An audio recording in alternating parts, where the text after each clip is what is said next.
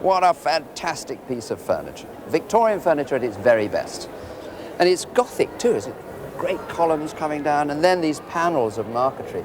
You know, of course, when these panels were new, they were bright colours. This is harewood, which is sycamore dyed with oxide of iron, which would have been green, yellows, reds. The amboyna would have been a bright ginger colour, very vibrant. In fact, it's probably only age which has mellowed it to this sensibility. It's lovely, really very, very smart. Have you had it a long time?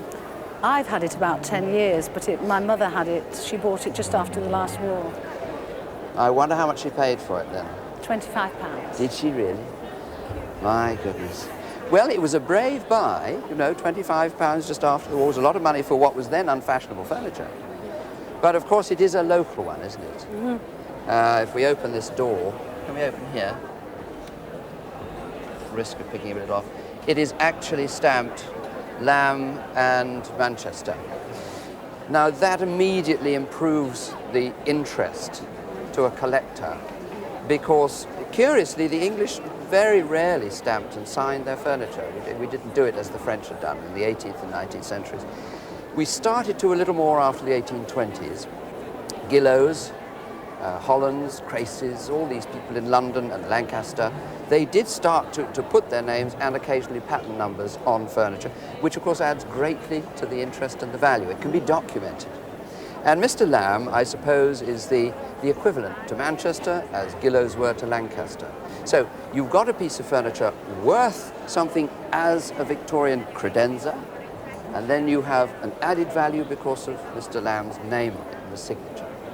So, having said that, let's just have another look at it. I think it's quite magnificent. The only trouble is you've got some of the brass beading has come off. You've got most of that inside. Yes.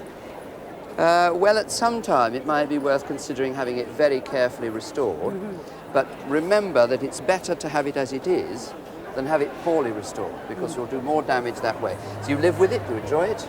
Oh, love it. Well then, enjoy it as it is and don't bother. Yes. Do you have it insured? Well, just with the general household insurance. I would insure it for $4,500. Thank you very much. Okay. Lovely. Very good. Well, this is an unusual watch for a lady to be wearing. Yes, it doesn't actually belong to me, it belongs to my father. Mm-hmm. So you're the person who had to queue up to bring it in. Yeah, for quite a few hours. Wristwatches have become the new collecting fashion in the last few Yes. years, and this is possibly only the second one we've had on the programme in 10 years. So I've been waiting for an opportunity to tell people that it is now something that you don't throw away your second-hand wristwatch, now you check it out first. This is in fact a Rolex, a model known as the Oyster model, with its original strap. This strap here is an expanding bracelet, and it's quite clear from the design of it that it's made in the 50s, probably somewhere between 1955 and 1960. The standard Rolex model like this second-hand is maybe worth £1,500, £2,000.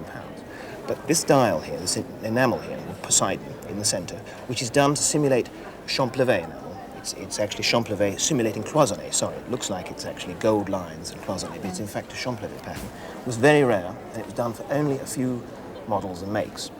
And Patek Philippe used it, and Rolex used it. And I have never seen, well, only one other example of a Rolex with that particular dial. So without that, and I imagine actually that wouldn't be everybody's taste either. Yes. No, it is quite unusual. Now, it's also actually somewhat unusual for a man to have one of these in England, because it's very much a Swiss style.